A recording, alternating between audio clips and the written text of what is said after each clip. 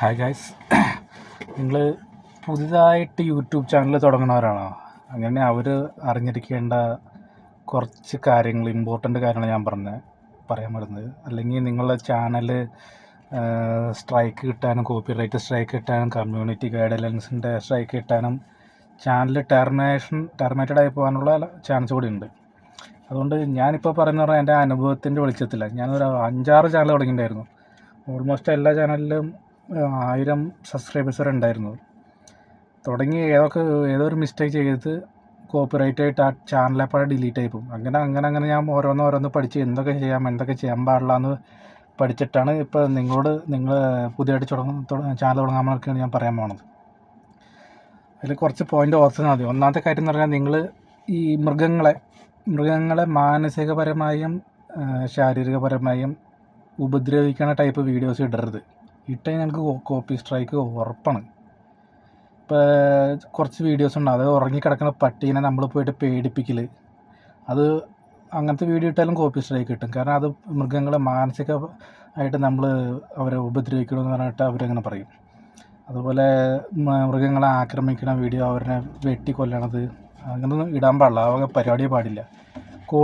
നിങ്ങളിപ്പോൾ കോഴീനെ വരെ കഴുത്തിറക്കണ വീഡിയോ ഇട്ടാലും കോപ്പി സ്ട്രൈക്ക് കിട്ടും.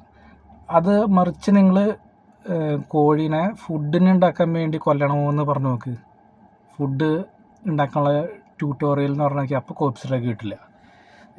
ഞാനൊരു കൊതുക് കൊല്ലണ ബാറ്റുണ്ട്, അതുകൊണ്ട് ലൈവായിട്ടൊന്ന് കാണിച്ചു കൊടുത്തത്. ഇതിങ്ങനെ ഫ്രൈ ചെയ്യാന്ന് പറഞ്ഞ കൊതുകിനെ, ആ സാധനത്തിന് അവർ കോപ്പിറൈറ്റ് തന്നു. അപ്പോൾ അതിൻ്റെ അർത്ഥം നമ്മൾ മൃഗങ്ങളുടെ കണ്ടൻറ്റ് ഒഴിവാക്കുക. ഇടാണെങ്കിൽ അവരുടെ ഒന്നില്ലെങ്കിൽ വല്ല ഭക്ഷണം കൊടുക്കുക, എന്തോ താലോലിക്കുന്ന പട്ടികളിലൊക്കെ അങ്ങനത്തെ വീഡിയോ ഇട്ടാൽ മതി. അല്ലാണ്ട് മൃഗങ്ങളുടെ ആ ഭാഗത്തേക്ക് പോകരുത്. പിന്നെ രണ്ടാമത്തെ കാര്യം നിങ്ങൾ ഓർക്കേണ്ടതെന്ന് പറഞ്ഞാൽ ന്യൂഡിറ്റി, അതായത് ഡ്രസ്സില്ലാണ്ട് അങ്ങനത്തെ വൃത്തികെട്ട സബ്ജക്റ്റും പടങ്ങളും വീഡിയോസും ഒന്നും ഇടാണ്ടിരിക്കുക. അപ്പം നിങ്ങൾ പറയും, ചില വീഡിയോയിൽ ഞാൻ കണ്ടിട്ടുണ്ടല്ലോ, ചില പെണ്ണുങ്ങൾ അവരുടെ മക്കൾക്ക് പാൽ കൊടുക്കുന്ന വീഡിയോ, അപ്പോൾ ആ ന്യൂഡിറ്റി അല്ലേ? അത് ലേണിംഗ് വീഡിയോ ആണ്. എങ്ങനെ പാൽ കൊടുക്കാമെന്ന് പറഞ്ഞാൽ പഠിപ്പിക്കുന്ന ടൈപ്പ് വീഡിയോ ആണ്. അതും കണ്ടിട്ട് നമ്മൾ മറ്റേ ടൈപ്പ് അതെന്തിനാണ് ഞാൻ ഒരു വീഡിയോ ഇട്ടിട്ടുണ്ടായിരുന്നു. അതായത് ആണുങ്ങൾക്ക് വേണ്ടിയുള്ള വീഡിയോ, ആണുങ്ങളുടെ സാമാനത്തിൻ്റെ വലിപ്പം എങ്ങനെയൊക്കെ കൂട്ടാമെന്ന് പറഞ്ഞിട്ട്, അതിൻ്റെ ടെക്നിക്ക് ഫുഡ് അതൊക്കെ കഴിച്ചാൽ കൂട്ടാമെന്ന് എനിക്കറിയായിരുന്നു.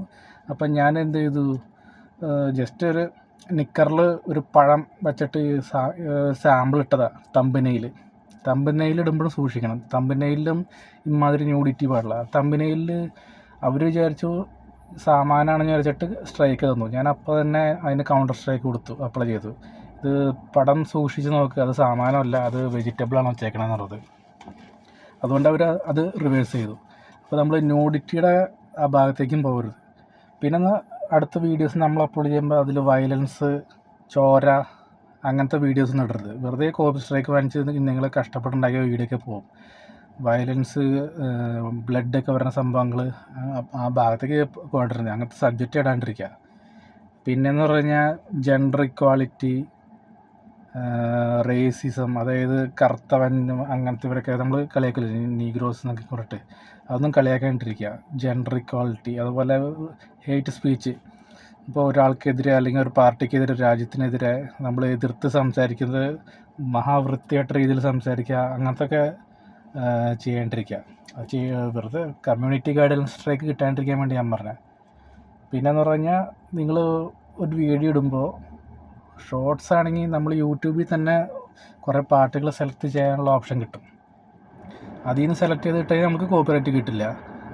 ഇപ്പോൾ നമ്മൾ അതല്ലാണ്ട് ഡയറക്റ്റായിട്ട് വീഡിയോ അപ്ലോഡ് ചെയ്യുമ്പോൾ അതിൽ വല്ല സിനിമ പാട്ടൊക്കെ ആഡ് ചെയ്തിട്ട് കഴിഞ്ഞാൽ കോപ്പി സ്ട്രൈക്ക് കിട്ടും. കാരണം സിനിമ പാട്ട് കഷ്ടപ്പെട്ട് അവരുണ്ടാക്കി, പൈസ മുടക്കി ഉണ്ടാക്കി അവർ ചെയ്യണ പരിപാടിയാണ്. അതുകൊണ്ട് നമ്മൾ ഇട്ട് കഴിഞ്ഞാൽ കോപ്പി സ്ട്രൈക്ക് കിട്ടിയിരിക്കും. അതുപോലത്തെ വീഡിയോസ് വല്ലവരും നല്ല റീച്ചുള്ള വീഡിയോസ് നമ്മൾ ഇട്ട് കഴിഞ്ഞാൽ നമുക്ക് കോപ്പി സ്ട്രൈക്ക് കിട്ടും. പിന്നെ അവർ ചില നല്ല ആൾക്കാരാണെങ്കിൽ ഒരു 7 ആഴ്ച സമയം തരും. 7 ആഴ്ചക്കുള്ള വീഡിയോ ഡിലീറ്റ് ചെയ്ത് കഴിഞ്ഞാൽ നിങ്ങൾക്ക് കോപ്പി സ്ട്രൈക്ക് തരില്ല എന്നൊക്കെ പറഞ്ഞിട്ട്.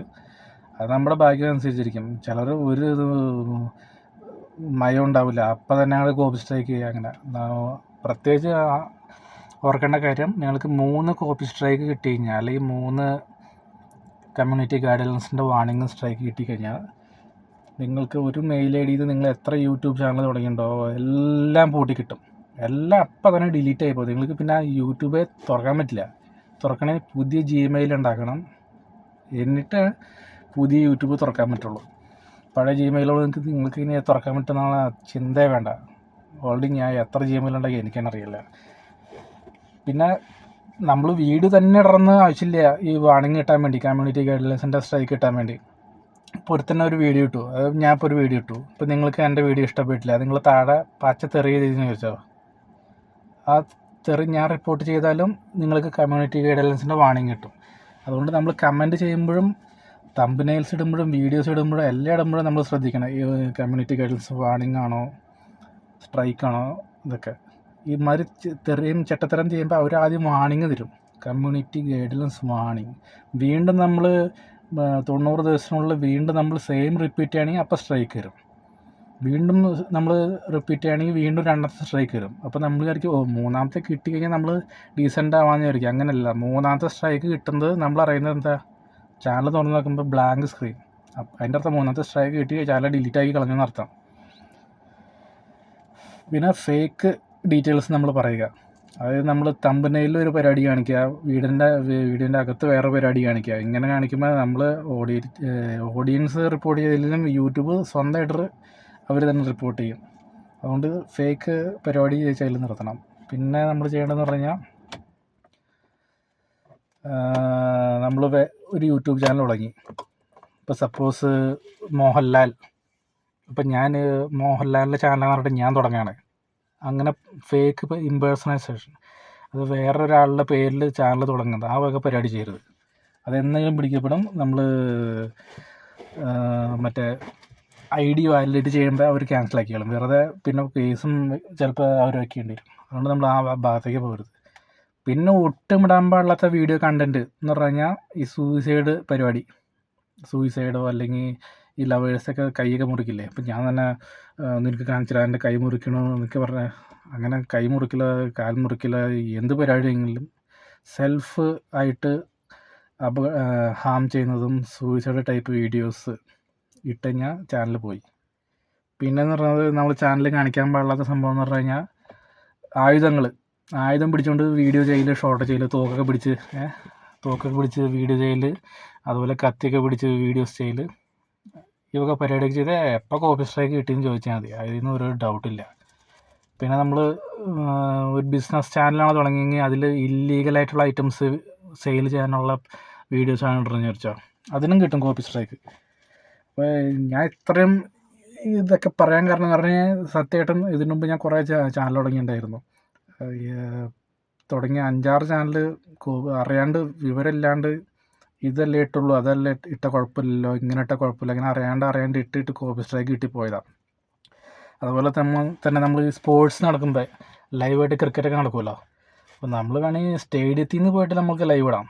അതല്ലാണ്ട് നമ്മൾ വീട്ടിലിരുന്നിട്ട് ആ TV കണ്ടിട്ട് ആ TVമേ ലൈവ് ഇട്ട് പിടിച്ച് ഇത് ലൈവ് പരിപാടി, ലൈവ് കിട്ടണമെങ്കിൽ മിനിമം 50 സബ്സ്ക്രൈബേഴ്സ് വേണം. അപ്പോൾ ലൈവ് ഓൺ ആയിക്കോളും. അല്ലാണ്ട് ഇതിനു മുമ്പ് 1000 ആയിരുന്നു, അത് മാറ്റി ഒരു 50 ആക്കി. അപ്പോൾ നമ്മൾ ലൈവ് ഇട്ടിട്ട് ക്രിക്കറ്റൊക്കെ ലൈവ് ഇട്ടാണെങ്കിൽ നമുക്ക് കോപ്പി സ്ട്രൈക്ക് അപ്പനം കിട്ടും. കാരണം അവർക്ക് അതിൻ്റെ പരസ്യം, ആ വീഡിയോ എഡിറ്റിങ്ങിൻ്റെ ഇതും ഒക്കെ അറിയാൻ പറ്റും. യൂട്യൂബിൻ്റെ സിസ്റ്റം എന്ന് പറഞ്ഞാൽ ഭയങ്കര കൊടുക്കുന്ന സിസ്റ്റമാണ്. അതിന് ഞാൻ ഈ എൻ്റെ കഷ്ടകാലത്തിന് ബിഗ് ബോസ് ഞാൻ ലൈവ് ഇട്ടു, അതിനും കിട്ടി കോപ്പി സ്ട്രൈക്ക്. ആ ബിഗ് ബോസിൻ്റെ 3ാമത്തെ സ്ട്രൈക്ക് കിട്ടിയിട്ടാണ് ചാനൽ പൂട്ടിപ്പോയ. അപ്പോൾ നിങ്ങൾ ശ്രദ്ധിക്കേണ്ടത് maximum on items, on content ഇടുക. മ്യൂസിക് ഇല്ലെങ്കിലും ഇഷ്ടപ്പെട്ടില്ലെങ്കിൽ ഇല്ല, അത്രേ ഉള്ളൂ. കോപ്പി സ്ട്രൈക്ക് പെട്ടെന്ന് ഒറ്റയടിക്ക് ആന തൊട്ട് ഒരു ചൊല്ലില്ല, ആന തൂറുന്ന കണ്ടിട്ട് അണ്ണാന്ന് തൂറി കഴിഞ്ഞാൽ കൊതം പൊളിഞ്ഞു പോകുന്നു പറഞ്ഞു. അതുപോലെ നമ്മൾ വലിയ ആൾക്ക് യൂട്യൂബുകാരുടെ ചെയ്യണം കണ്ടിട്ട് ഒറ്റയടിക്ക് ചെയ്യണമെന്നാണ് നമുക്കും ഇതുപോലെയൊക്കെ പറ്റും. അതുകൊണ്ട് എൻ്റെ അനുഭവം കൊണ്ട് ഞാൻ പറഞ്ഞാണ്, ബാക്കിയുള്ളവർക്കെങ്കിലും ഇങ്ങനെ ഉയർന്നു വരാവുന്നവർക്ക് നോക്കി ട്രൈ ചെയ്യാൻ വേണ്ടി. അപ്പോൾ ഇതിന് കൂടുതൽ ഇങ്ങനത്തെ ടിപ്സൊക്കെ അറിയണമെങ്കിൽ ഒന്ന് സബ്സ്ക്രൈബ് ചെയ്യണം, സഹായിക്കണം, സപ്പോർട്ട് ചെയ്യണം. അപ്പോൾ അങ്കമാലിയിൽ നിന്നും അടുത്ത വീഡിയോ കാണുന്നതായിരിക്കും. ബൈ.